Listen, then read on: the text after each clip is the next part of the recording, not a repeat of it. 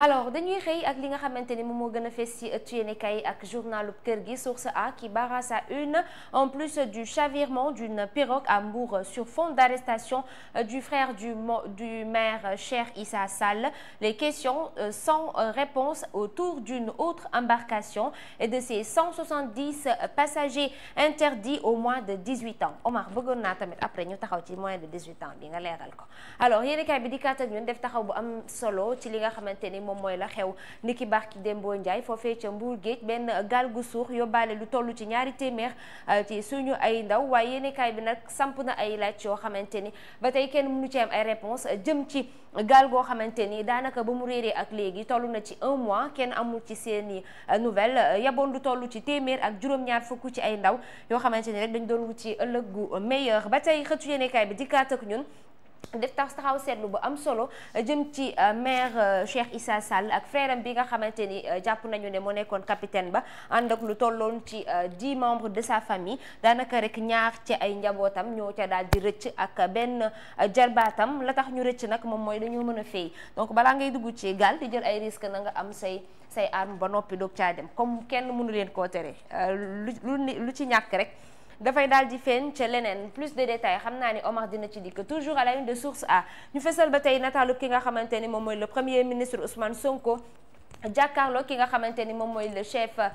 ou bien le khalife général des Mourides Serigne Mountakha Mbacké yéenekaay bi di kat ak ñun daal di ne Ousmane Sonko nee na musul xam ki nga xamante ni moom moo di Cheikh Oumar Diagne mi nga xam ne moom mooy ministre conseiller à la présidence de la République yéenekaay bi ne Ousmane Sonko mbaadu VAR da koy bëgg a rattraper dinañ ci dikk ci ni mu gën a yaatoo encore à la une de Source A ñu ci fesal nataalub ministre de la santé mu ne état Pastef au sein du ministère de la santé tempête sur docteur Ibrahima Sy plus de détails à la page 7 de ce quotidien yéenekaay bi dikkaat ak ñun ba tey ci li nga xamante ni rek moom moo di kàddu yi nga xamante ni Cheikh Oumar Diagne yëkkati woon nañ ko nee na même su fekkente ne nag le premier ministre tuddul turam ne Cheikh Oumar Diagne lay waxal daanaka rek gaaruwaale na ko ndax nee na nañu respecté ki nga xamante ni wala ñi nga xamante ni ñoom ñooy suñu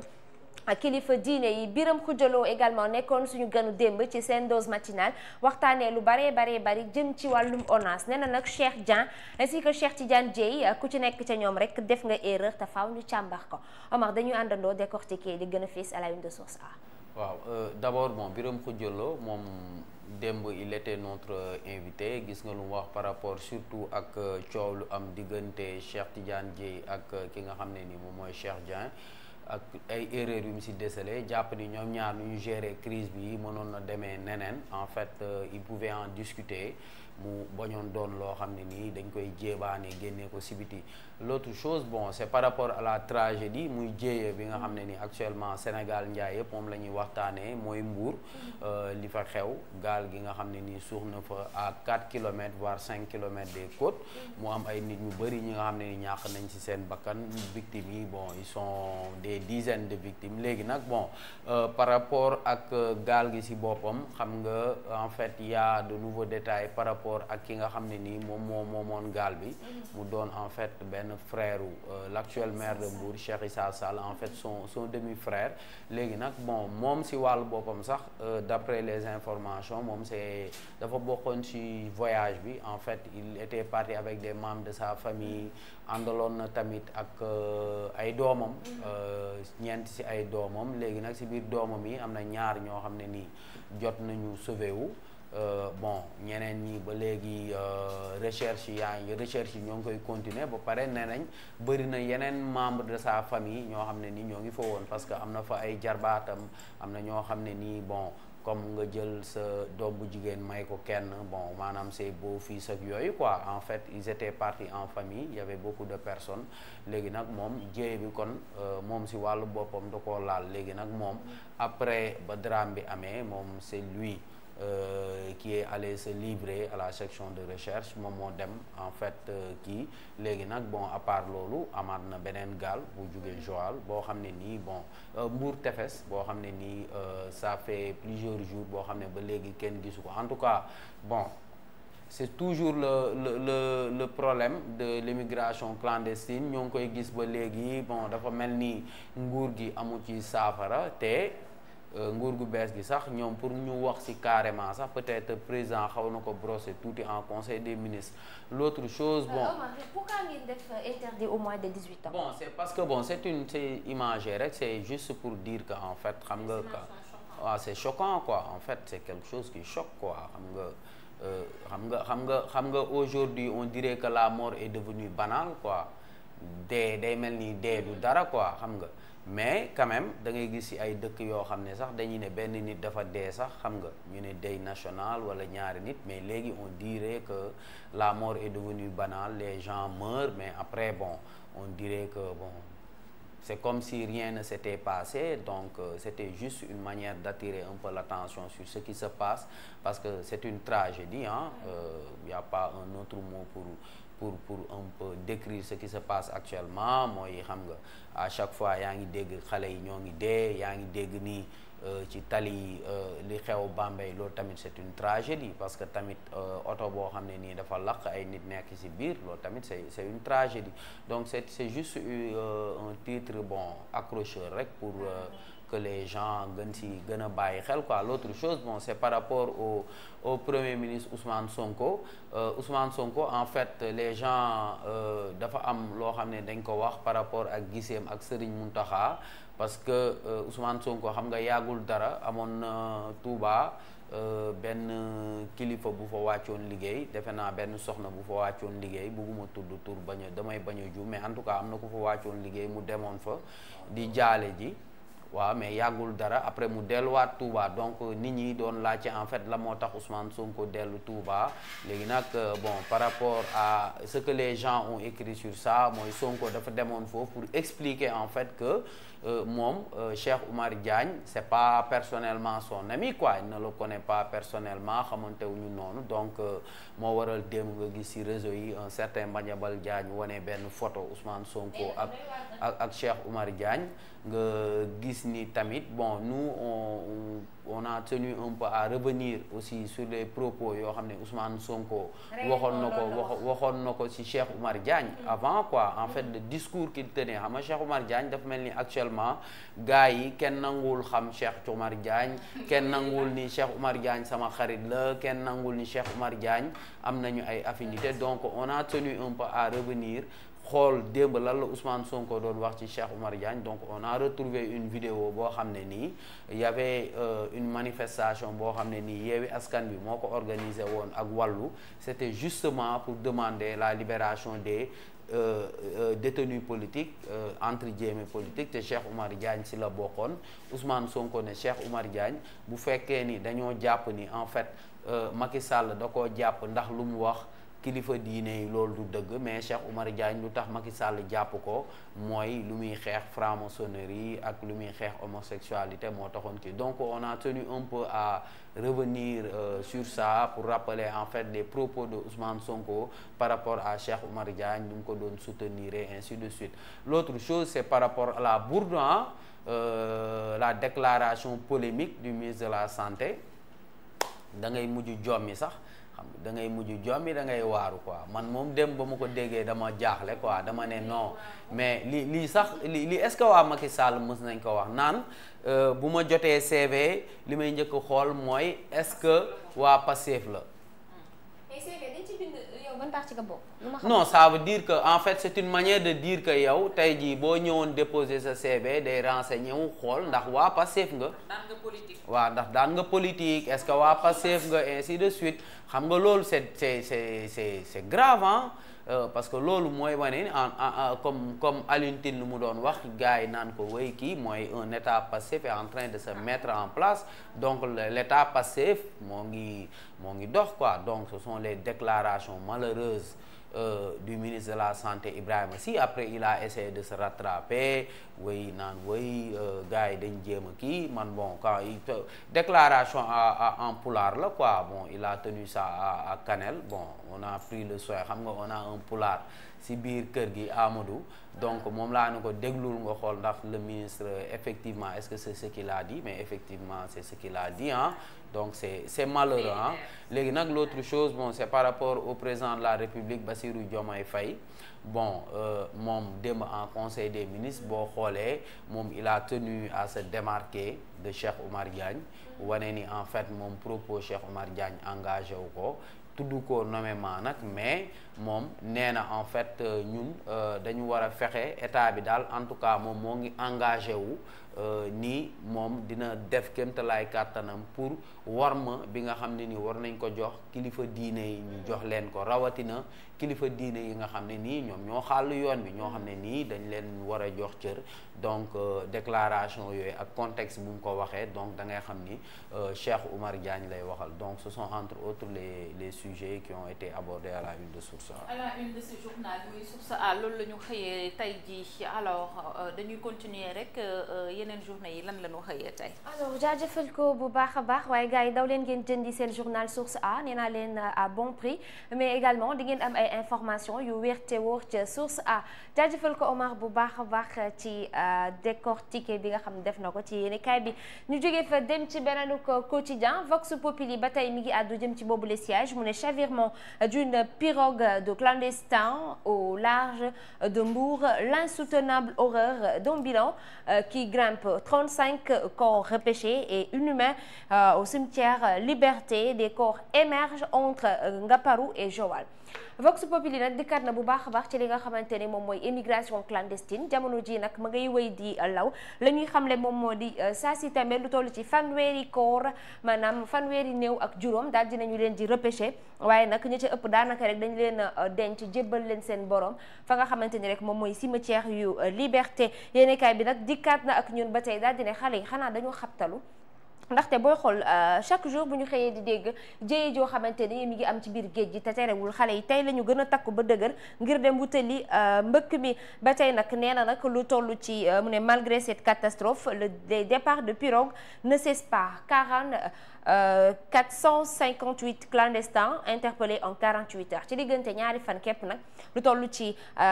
ñeenti téeméer ak juróom fukk ak juróom-ñett ci ay nit yoo xamante ni dañoo takk woon ba dëgër ngir dem ca mbëkk ma daal dinañu leen di arrêté ba tey nataalub Cheikh Oumar Diagne la ñuy seen ci xëtu yéenekaay bi Vox Populi mu daal di ne après Sonko devant Serigne Mountakha Diomaye marque son respect au guide confrérique nee na gannaaw ba nga xamante ne Ousmane Sonko daal dinay àddu wanele bu baax a baax respect bi mu jox suñu kilifa diine yi moom son excellence président Bassirou Diomaye Diakhar Faye daal dinay fësal boppam ak taxawaayam itam jëm ci ñooñu nga xamante ni rek ñoom la ñu fi yàlla booleel ñu xàll yoon bi comme ni ko Amar waxee donc mu nekk loo xamante ni war nañ ci bàyyi xel ñu jógee fa alors dem ci beneen quotidien bi nga xamante ni moom moo di Bés Bi Le Jour ba tey mi ngi titré recrutement clientéliste au ministère de la Santé si gênant si grave donc jeu de mots la boo xamante ni booy xool en réalité di nga xam ne y a problème nee na l'aveu de Ibrahima Sy depuis Kanel chaque fois que je reçois un CV je vois si c'est d'abord un militant de PASTEF quand le président Diomaye demandait un projet de loi sur l'égalité des chances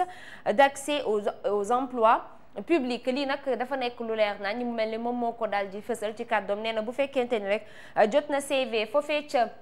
ministère bala muy njëkk a set moom mooy xool ndax kii ca Pastef la bokk wala bokkul ca Pastef waxtu wi nga xamante ni Diomaye mi ngi ko doon demandé à ce que ñu am li nga xam mooy égalité des chances jëm ci accès aux emplois publics ba tey Sonko à Touba éteindre le feu Cheikh Oumar Diagne la patate chaude dafa mel ni moom mooy jamono ji béy bu amul baay bi nga xamante ni ku mu jub rek nga ni ko du fii mu ne le malaise dans le PASTEF le limogeage du DMG exigé le président Faye assure que l'État ne ménagera aucun effort pour asseoir le respect du culte et perpétuer la mémoire de nos mémorables guides religieuses. Plus de détails à la page 2 et 6 du quotidien Bés Bi Le Jour ñu jóge fa dem ci beneen quotidien bi nga xamante ni moom moo di beneen yéenekaay Tribune Quotidien le journal du groupe des médias qui barre sa une accident sur la route l'immigration clandestine 58 morts en quelques heures les silences dramatiques des autorités yéenekaay yëpp des médias bi la mu xam ne moom moo di réew mi fi mu nekk nii dañoo daal di sëngéem nekk ci deuil national si on peut le dire ainsi parce que lu tollu ci juróom fukki doomi aadama ak juróom-ñett ñàkk nañu seen bakkan ñenn ñi ci mbëkk mi ña ca des ci taliba la muy laajte nag moom mooy jamono ji moom Bougane Gueye Dany mooy lan la ñuy xaar pour décréter deuil national fi mu nekk nii Bougane nee na lan la suñu njiit yi di xaar pour décréter deuil national ndaxte dëggantaan nag réew mi dañoo nekk ci dëj ba tey yéenekaay bi fësalaat kàddu ko Moussa Diakhaté mi àddu jëmale ci li nga xamante ni rek moom moo di yenn ci suñuy bànqaas sax mu daal di ne nous interpellons les autorités de la République à réagir jëm ci ba tey yile accident yi nga xamante ni ñu ngi koy wéy di nemmeeku ci réew mi alors ñu jógee fa dem ci beneen quotidien bi nga xam ne moom mooy le journal du groupe Futurs Médias qui titre en rouge dissolution de l'Assemblée nationale, l'avis de Amadou Mame Diop affiché à la une de ce journal mu dikkaat ak ñun sur les secrets li nga xamante ni moom moo dox ci lettre bi nga xamante ni le président de l'Assemblée nationale Amadou Mame Diop daal dina koy tontu le président Bassirou Diomaye Faye nee na ko je n'ai pas d'objection la mu xam le moom mooy toutefois je rappelle que la date du 13 septembre arrêtée pour la DPG moom nag Amadou Mame Diop ne xam ne moom amul lu mu yëy yàbbi jëmale ci lu ni mel la ñu xam ba xam ko mooy gën kaa bari le 13 septembre daañu amal la déclaration de politique générale yéenekaay bi fësal ba tey nataalub Ousmane Sonko ni ki démb exceptionnellement conseil des ministres la mu xam le moom moo di daañu àdduwaat bu baax a baax jëmale ci xëyu ndaw ñi daañu waxaat bu baax a baax li jëm ci wàllum njàng ak njàngale paj mu sooxee ak yeneen ak yeneen yoo xamante ni ñu ngi ko ciy xaar rawatina ci dundu gu cher gi nga xam ne jëloon nañu ci ay mesures jusqu'à présent yan la ñu ci respecté ana yan la ñu ci respecté wul alors ñu jógee fa dem ci beneen quotidien bi nga xamante ni moom moo di enquête quotidien ba tey mi ngi fësal nataalub le chef de l'État ak son premier ministre Ousmane Sonko mu ne déclaration de politique générale le doute plane à 48 heures nee na jamono ji nag li ci des bareetul ñaari fan képp la jiixi jaax am ci déclaration de politique générale ndax dina am déet en tout cas le président de la République réitère na importance ak li nga xamante ni moom mooy stabilité bi war a dox ci diggante exécutif bi ak législatif alors ñu jógee fa dem ci beneenuk quotidien bi nga xam ne moom moo di Les Échos ba tey mu di kaat ak ñun daal di ne drame du naufrage d'une pirogue à Mbour le bilan macabre s'alourdit 26 corps repêchés d'autres en état de décomposition trouvé sur la plage. Diomaye réagit par une petite phrase en Conseil des ministres. Ni le président, ni le PM, ni le ministre de l'Intérieur n'ont daigné de se rendre sur place. Voilà lii nag nekk jàngat bu yaatu boo xamante ni xam naa dinañ ko yaatal ci seen dose matinale Les Échos quotidien di xam leen ni malgré li nga xam ne moom mooy mbëkk mi am foofee ca Mbour ak accident de la route yi du kenn koo xamante ni rek ci autorité la du premier ministre du le président du le ministre également de l'intérieur koo xamante ni jël na initiative na dafay dem fa mbir ya xewee alors toujours conseil des ministres Diomaye désavoue Oumar Diagne alors doyati na wax tamit Oumar Diagne fan lay muccee doy na wax fan lay muccee en tout cas yàlla baax na. Il s'est engagé à perpétuer la mémoire de nos mémorables guides religieux. Il a promis de ne ménager aucun effort pour asseoir le respect du culte. Plus de détails à la page 5 du quotidien Les Échos. Alors yéenekaay bi dikkaat nag ñun ba tey ci li nga xam moom mooy DPG les cartes brouillées. En tout cas le protocole de la primature était à l'Assemblée hier pour préparer la venue du Premier ministre. Démb nag ci Assemblée nationale protocole bu primature ma nga fa woon ngir waajal bu baax a baax teewaayu Premier ministre. Plus de détails à la page 2 de ce quotidien. ñu jógee fa dem ci beneen quotidien beneen ku yéenekaay quotidien le quotidien ba tey ci loolu la dikkee mu ne naufrage de migrants à Mbour tragédie à marée haute yéenekaay bi ne lu toll ci ñaar fukki corps nag daal dinañu koy repêché ni ki démb yóbbu nag bilan bi ci lu toll ci fanweeri doomi aadama ak juróom benn yoo xam ne ñàkk nañu seen bakkan askan wa nag takku ba dëgër jamono ji ngir xool ana nan la ñuy fexee ba gis yeneen corps yi nekk ci biir géej gi waaye tamit coono dab na leen ndax ña ngay denc ña nga xamante ni ba tey kenn xamul seen ay mbokk su fekkee am na ay sénégalais tam am na ay étrangers yoo xam ne bokkoon nañu ca boobule gaal alors benn ñu jógee fa dem ci beneen quotidien laata loolu Omar Sénégal dañuy bàyyi tamit di bàyyi xel dara du ku yéeg ci gaal gi rek jógee ci biir Sénégal rek ci biir réew mi nga bokk loolu tam c'est très important à souligner. Waaw c'est très important parce que bon dëkk yu ñu wër parce que à chaque fois boo déggee ni ñu ne la benn gaal suux na di nga dégg ñu ne la peut-être am na Mauritanien am na Gambien am na Malien am na kii parce que nit day jugee fu nekk parce que Sénégal xam nga position géographique am peut-être moo tax ñu bëri di ñëw ba fii peut-être di defee immigration clandestine mais c'est pas essentiellement des Sénégalais y a d'autres nationalités.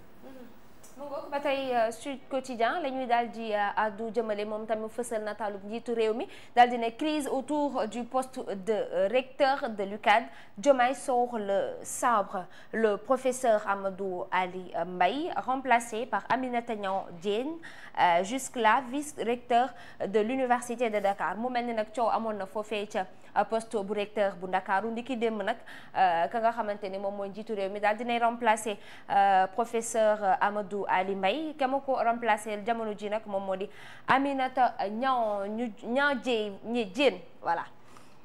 Alors ñu jóge fa dem ci beneen quotidien Walf Quotidien, le journal du groupe Walfadjri qui titre en noir décomposition recomposition du paysage politique. maanaam ñenn ñi ña ngay tasaaroo waaye ña ca des ña ngay dajaloo ngir jéem a xool ana nan lañuy amalee ay alliance maanaam fësal seen bopp ci ay coalition ngir mën a jàmbaarloo ak ñi nga xamante ni tey jii ñoom ñoo nekk ci langue politique gi. ba tey nag yéenekaay bi di kat ak ñun ci l'actualité sportive mu ne CAN 2025 enseignement maanaam lan ñu mën a jàngat ci li nga xamante ni rek moom moo am ca CAN bu 2025 mu ne Sénégal Burkina Faso match nul la woon Burundi Sénégal 1-0 mu ne pourquoi les lions ne font plus peur Seynabou gaynde yi dafa mel ni rougiratuñu de fi mu ne ni moom.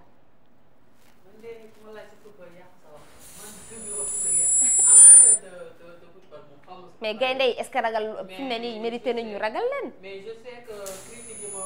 nekk di gis naa je vois que Sénégal on dirait qu'il a beaucoup reculé même ñu bëri ñu ngi nekk di dal si kaw si loolu laa la fi wax démb ngay jàppale Aliou Cissé